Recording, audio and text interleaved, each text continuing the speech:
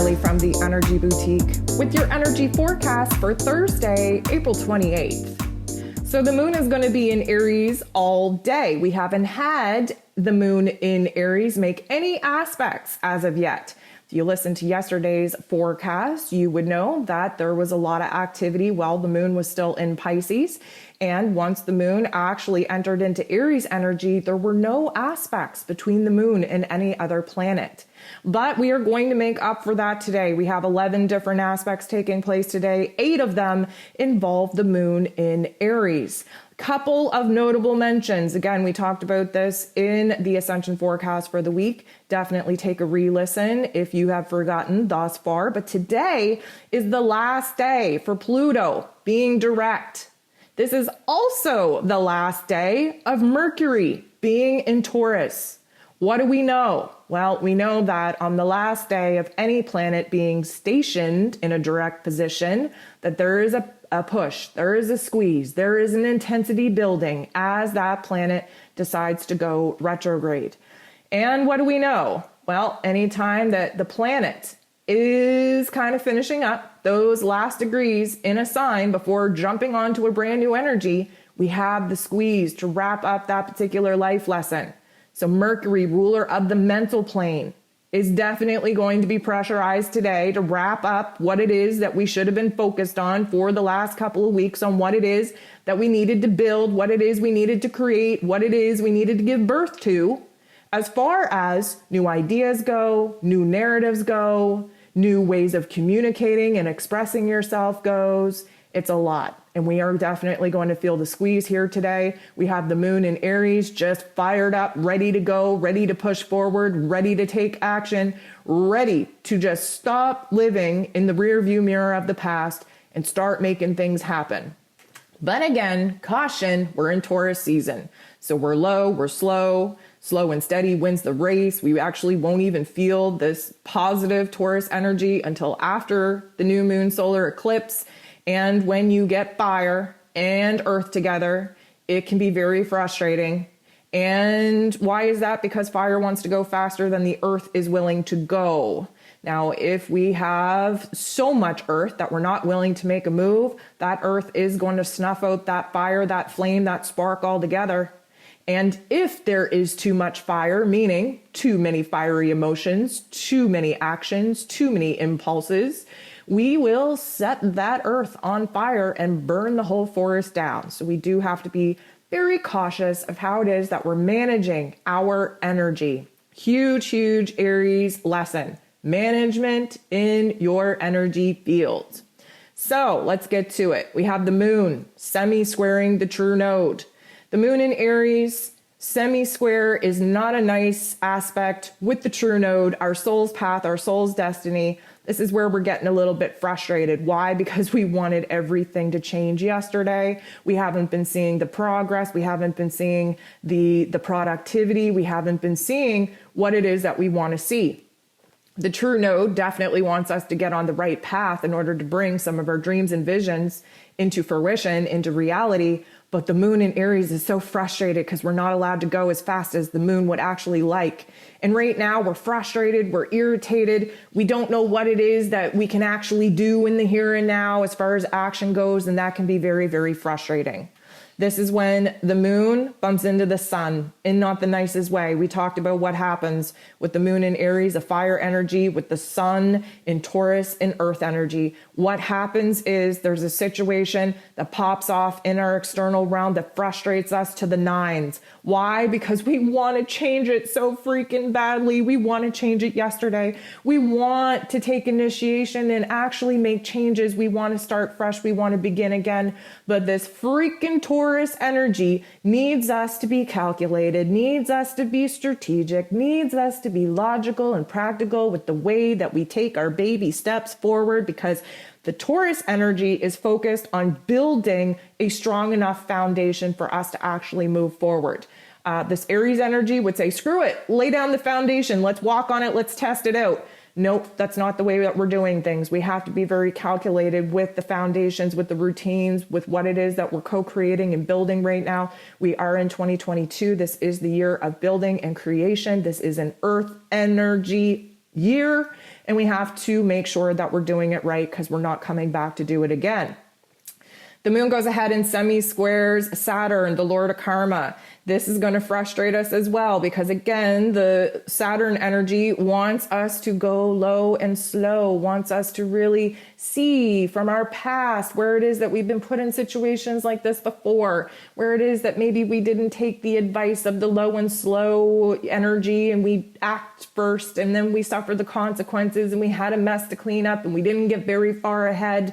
The Saturn energy wants us to recognize where it is that we have a responsibility to ourselves, to our soul contract, to start building brand new systems, foundations in our lives that are going to be strong enough to house our future vision, our future dream.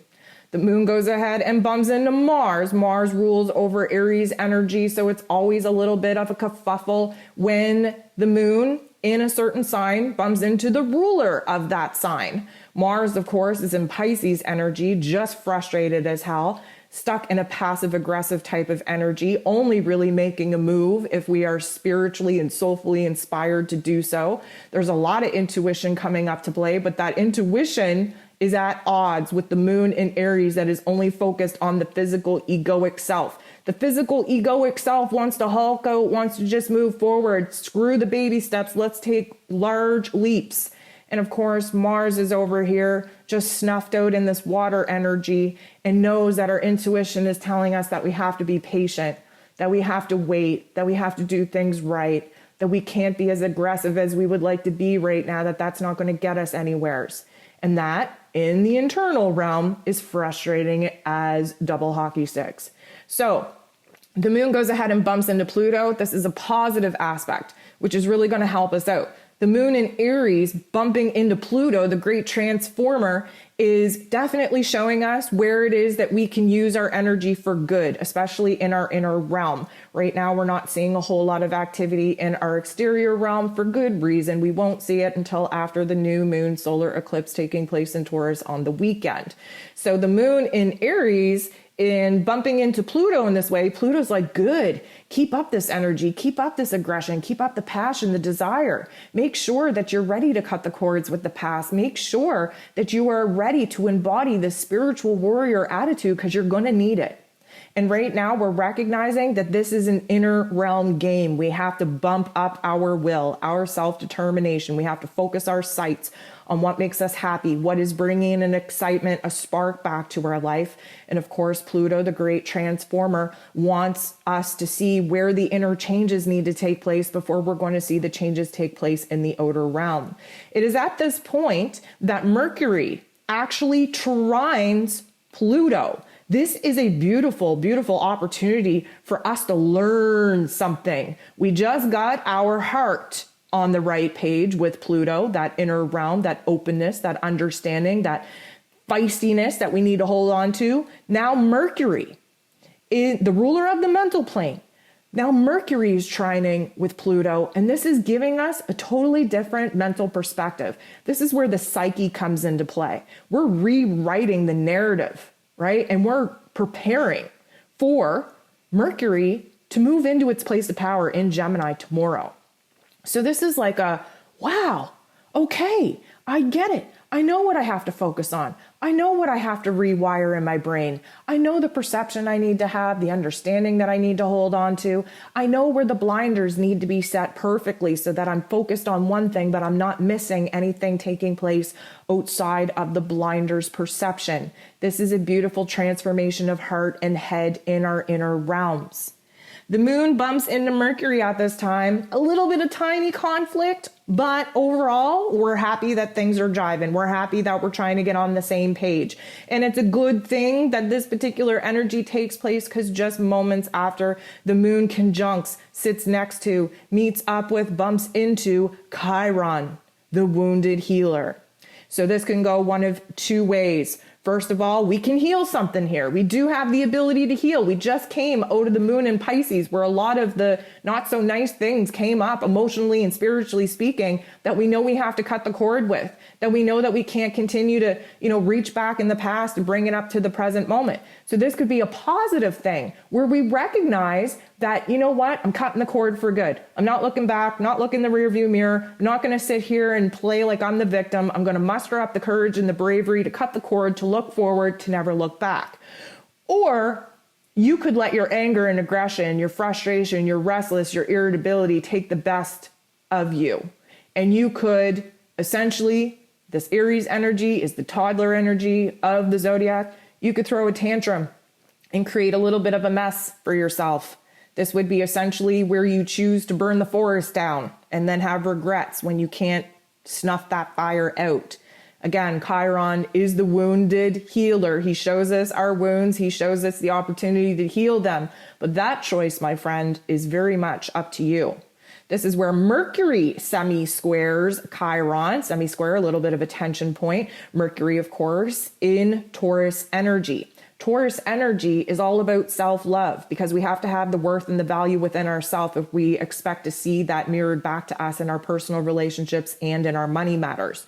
Mercury right now, ruler of the mental plane, very focused on what it is that we have to rebuild, what it is that we have to create as far as routines and foundations and structures go, is bumping into Chiron in such a way where Chiron is going to let us know where it is that we're still severely bothered with the lack of self-love, the lack of intimacy and connection in our relationships, the lack of safety and security that we're feeling in our money matters. And of course, Chiron brings attention to this because we have the opportunity right now to build something brand new that will fill the voids of all of those negative vibrations and frequencies that's coming up for us, to illuminate for us where it is that we still have some work to do. The moon bumps into Uranus. Uranus is the great awakener in Taurus. This particular situation, I'm going to tell you, is likely going to be an exterior situation that you have no control over. It is going to be a situation, either your plans get disrupted, either a relationship, personal relationship of yours pops off in a way that makes you perceive them in a totally different way than you've been used to seeing them.